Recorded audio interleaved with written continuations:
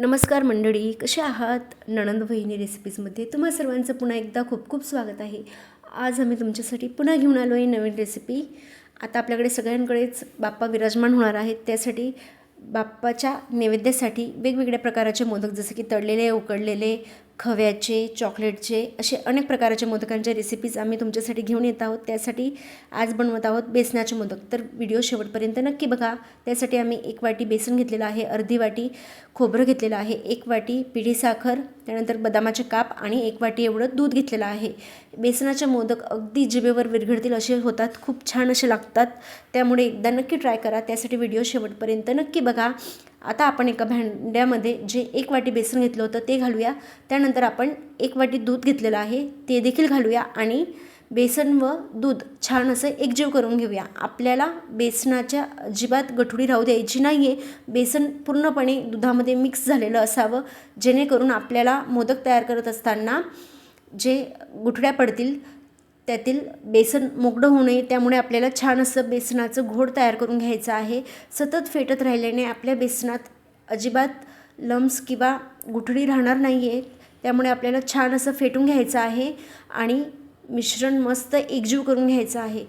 आणि शेवटी आपण चेकही करून घेऊया की आपलं बेसन आणि दूध छान एकजीव झालेलं आहे की नाही. आपल्याला अशा प्रकारे छान असं मिक्स करून घ्यायचं आहे.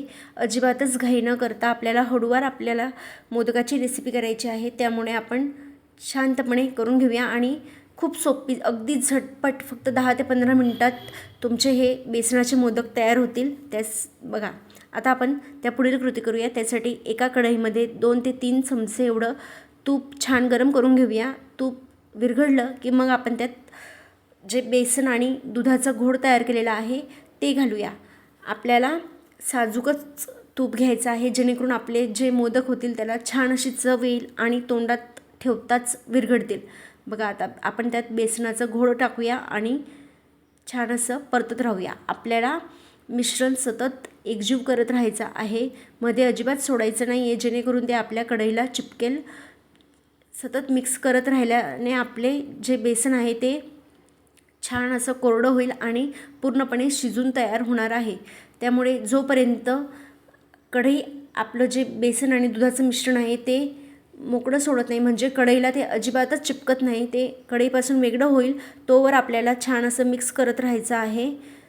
म्हणजेच आपलं बेसन आणि दूध छान असं शिजून होईल आणि आपल्याला मोदक तयार करण्यासाठीचं जे मिश्रण आहे ते पूर्णपणे तयार झालेलं असेल. बघा, असं सतत आपण मिक्स करत राहूया आणि छान असे मोदक तयार करूयात. बेसनाचे मोदक खूप छान असे लागतात, अगदी खव्यासारखे लागतात. मावाचे जे आपण मोदक तयार करतो ते देखील खूप छान लागतात आणि आपण जी मावा बर्फी खातो ना, त्याचप्रमाणे आपल्याला हे बेसनाचे मोदक देखील लागतात. आता आपण त्यात जे अर्धी वाटी खोबरं घेतलेलं होतं ते घालूया आणि पुन्हा एकदा मिक्स करून घेऊया. बघा, आता आपली कढई देखील आपलं जे बेसन आहे ते मोकळं सोडत आहे, त्यामुळे ते पूर्णपणे शिजून गेलेलं आहे. आता आपण त्याला एका प्लेटमध्ये किंवा ताटात काढून घेऊया आणि आपले त्यापुढील कृती करूयात. बघा, हे घोळ तयार होण्यासाठी आपल्याला अजिबातच वेळ लागलेला नाही आहे. अगदी 2 ते 3 मिनिटांमध्ये आपलं बेसन पूर्णपणे शिजून होईल आणि अशा पद्धतीने होणार आहे. चला तर मग आता आपण त्याला एका ताटात काढून घेऊया आणि त्यापुढील कृती करूया. आपल्याला जे हे मिश्रण आहे ते छान असं गार करून घ्यायचं आहे. त्यानंतरच आपण मोदक करायला सुरुवात करायची आहे, जेणेकरून आपण जो मोदकाचा साचा वापरणार आहोत त्यात ते चिपकायला नको आहे. बघा, छान असं गार झालेलं आहे मिश्रण. आता आपण त्यात 1 वाटी जी पिठी साखर घेतली होती ना ती घालूया. आपण संपूर्ण वाटी पिठी साखर यात घातलेली आहे, जेणेकरून आपले जे मोदक आहेत ते छान असे गोड होतील. आपण प्रत्येक साहित्य हे मापात वापरलेलं असून ते मोदक आपले अजिबातच गोड किंवा फिके होणार नाही आहेत. ते अगदी छान तोंडावर लगेच विरघळतील असे होणार आहेत. त्यामुळे छान असं मिक्स करून घेऊया आणि आपण आपले मोदक तयार करण्यास सुरुवात करूया. बघा, आता किती छान असं आपलं मिश्रण मिक्स झालेलं आहे. आता आपण मोदक बनवण्यासाठी मोदकाचा साचा वापरूयात, कारण बेसनाचे मोदक आपल्याला साच्यातूनच करायचे आहेत. बघा आता साचा ओपन करायचा. खूप सोपं असतं या साच्यांमध्ये मोदक करणं. साचा ओपन करून घ्यायचा, त्यात थोडं तूप लावायचं आणि त्याला बंद करा आणि मग बेसनाचा थोडा छोटा गोळा घ्या आणि त्याला मोदकाच्या कडेकडेने प्रेस करा आणि मग मधोमध मोदकाचं मिश्रण घाला आणि छान असं मागून पॅक करून घ्या. म्हणजे बघा व्हिडिओत दाखवल्याप्रमाणेच आपल्याला करून घ्यायचं आहे. हे मोदक करायला अतिशय सोपे आणि साधे आहेत. फक्त 10 ते 15 मिनटात आपले बेसनाचे मोदक तयार करून होतात आणि चवीला खूप छान लागतात. आपल्या गणेशाच्या आगमनासाठी आपण नक्कीच असे मोदक ट्राय करू. बघा किती छान असे मोदक झालेले आहेत.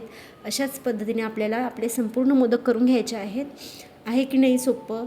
या पद्धतीने तुम्ही देखील बेसनाचे मोदक करून बघा आणि संपूर्ण मोदक करण्याची जी पद्धत आहे ती फारच सोपी आहे. त्यामुळे एकदा तरी प्रत्येकाने ट्राय करावी. बघा किती छान असे आपले मोदक दिसत आहे आणि बदामाचे काप बघा की त्यावर किती शोभून दिसत आहेत. आमची जर का तुम्हाला बेसनाचे मोदक बनवण्याची साधी सोपी आणि सरळ पद्धत तुम्हाला आवडली असेल तर आमच्या चॅनलला लाईक, शेअर आणि सबस्क्राईब करायला विसरू नका.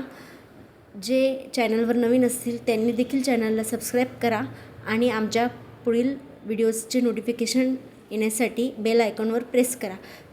आमचे पुढचे व्हिडिओ देखील मोदकाचेच असतील.